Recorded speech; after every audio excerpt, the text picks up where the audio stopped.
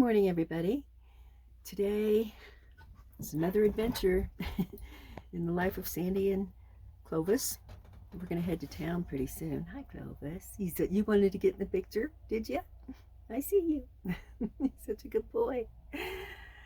So yeah, we have to go to town. It's my doctor's appointment today, and got to get a few chores done in town and get back before a snowstorm starts.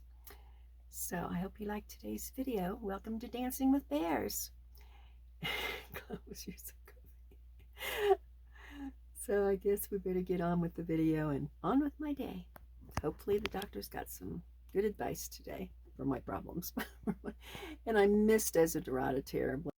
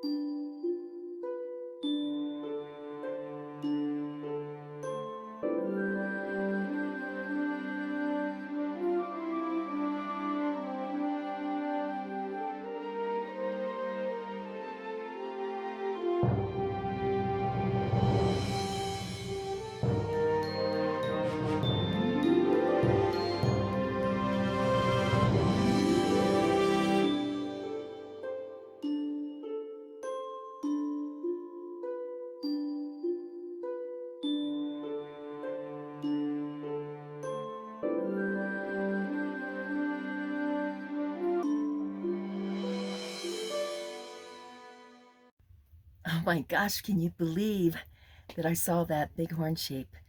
That was really remarkable. I came across it when I first saw it. I thought it was an elk in the road. And if you look at the coloring on it, and it's got brown fading into blacks, and it's got the colorings of an elk. A lot of the other bighorn sheep herds that I've seen are just kind of, I guess they're little white scraggly females, but that guy was really majestic. It's really cool. So hope you enjoyed that. Okay, so growing up, somebody told me once, I don't think it was my mom or dad, but somebody had mentioned that you leave a job or leave something better than you found it. So in this camper, the carpet was filthy, so I've been scrubbing the carpet. I'll show you more of that later. But I'm also going to cover these steps. So this is the before picture. Yay! So there it is. I just want to staple this top one across here so nobody trips on it. But the bottom one, it's in there really snug, and I'm going to leave it without nailing or stapling it down. I think that outside edge will be okay, because I want them to be able to pull it out and hose it off. It's a welcome mat, so it's rubber, so they can take that out and wash it when they need to, because this area is just so bad with mud. So yay, good job, Sandy. Hey, Desiderata, we're home. Oh, there's a bit of a mess I gotta get cleaned up before we can really get settled in.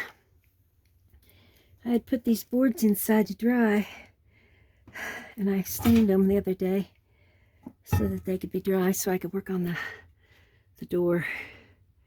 So there's a bit of a mess to get things back to normal, but it won't take much. We're back, Desi. Well, I shoveled off the porch, and I'm going to put the boards into the shed. And Clovis is having fun chasing after airplanes. I'm just sitting out here trying to catch my breath. Okay, I'm back at the bus. I gotta work some more on the door. It's a lifesaver that I can just push it open and pull it closed and not fight with it anymore. It definitely would have messed my stitches up. But we still have this gap up at the top. And then a little bit of gap there, which this used to be on there. I have to make a bigger one to cover that. I also, let's see, for the gap at the top, I'm thinking about putting these thick rubber pieces that I think I'm going to just screw on up there. So that'll cover the gap at the top. And then I have to put I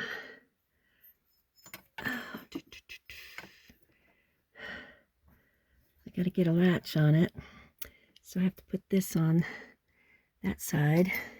It's a big heavy duty latch because I like heavy duty things. I saw a whole bunch of little teeny things and it's like, nope, I want something, because I always really loved the way this bus closed up so that nobody could get into it. And so we're going to have this kind of a latch on it. I got to put a piece of wood there to screw it onto without breaking the window. And then I've also got to work on making these steps lower.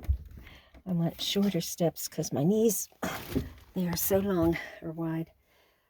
I haven't measured them, but I think they're probably about 18 inches high. A normal step, I think, is more like 8 or 9. So I'm going to make some steps, and I also have to make steps because we have a big hole. So I keep a towel on that at night because it lets cold air in, and it can also let animals in. So I got to get that hole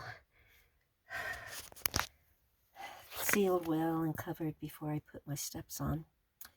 But that's what I'm working on today. And then I don't know if I'll get all that done today. I'm not moving that great, but I am starting to move some.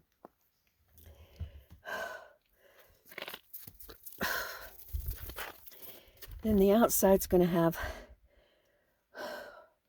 1x4s and 1x6 pieces of lumber that I got from the mill. And they're going to go vertical. And I was putting these up there to bring it up over the hinge. But there's some reason I figured that wasn't really going to work very well. So I'm going to take those off. And I'm going to put a 1x4 like just here next to it, and one on this side next to it, and then so that'll be exposed, but then I'll cover it, those two 1x4s I'll cover with I have some 1x1s, I think, that I'll put down over on top of them that'll cover the hinge. Okay, so that's the plan. And you'll all see it someday. I have a feeling it's going to be spring before I get it all done. But that's at least what I'm going to try to work on today. The step will probably be tomorrow. But I'm going to try to get the latch on today. I asked Wendy if she could come over for about 15 minutes because my problem is when I can't push on this door, like when I try to put the piece of wood in, there's no latch on the outside that I can hold it tight while I push on the door to try to get the seal, or to try to get the piece of wood on here. I can't drill it in because the door moves on me. So Wendy's going to come hold the door for me, because I'm just not going to deal with the whole outside of the door right now. I'm just trying to get a latch on the inside so it doesn't open in the middle of the night. And I had tried last night to drill the holes for the bracket or latch, but my battery operated one just isn't strong enough. It used to drill through the metal. Metal buses are pretty strong. They're built like tanks. And the parts that I'm going to be drilling in now are like double layered. So the battery one's getting old anyway, and it's not really working well for me. So I had to get out the batteries in Milwaukee. But I have a DeWalt electric one. So I'm going to work with the electric today. Well, I got it on. Thanks for coming over, Wendy. Pretty much had it. So I gotta get a lock on there. There. Pretty good. Okay. Filming alone. I don't even know if I'm in the frame. Oh my gosh, it's difficult. But we're going to end today's video with me reading a story. I finished my day with The Sound of Silence, of course giving credit to the fabulous Simon and Garfunkel.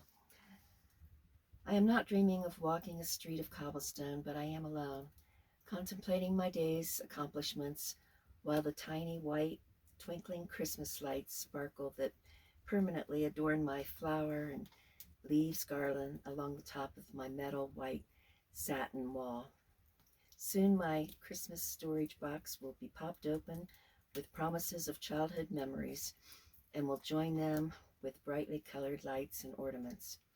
I think I will put on that previously mentioned 60s CD to mix with the comforting melody of Sadie's Crackling Fire.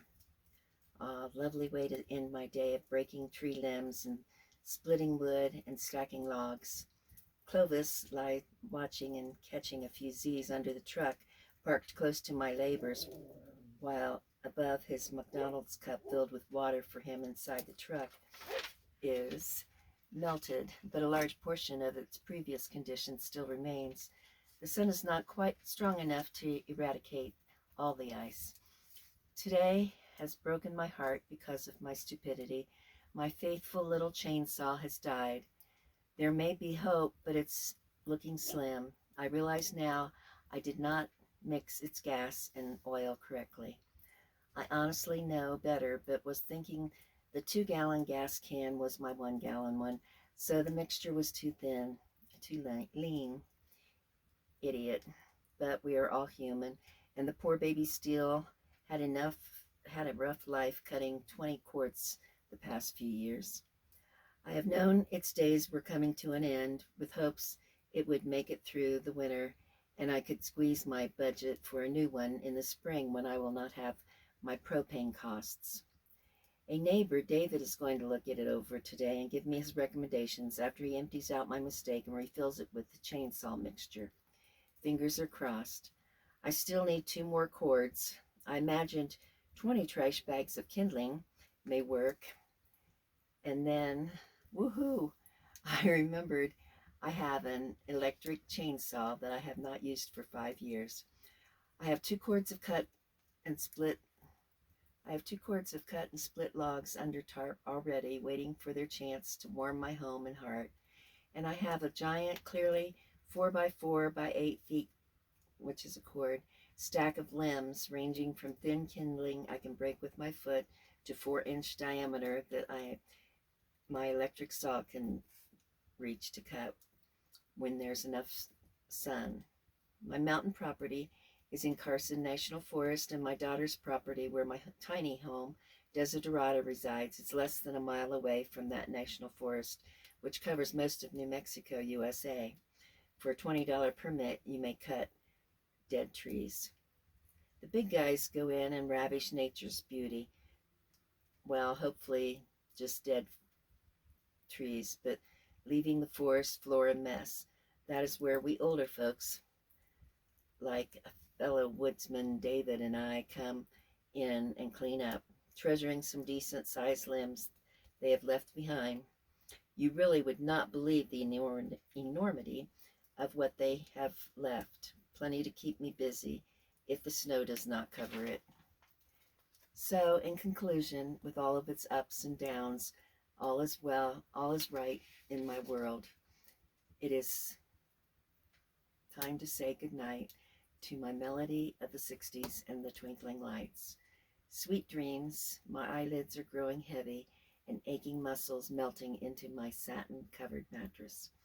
I will pull my layers of blankets, alternating between soft cotton and fluffy polyester and thin wool. And I'll cuddle down. Good night. That was written last winter. I think it was written in November. So I randomly pick stories whenever I decide to read. I hope you all have a good night.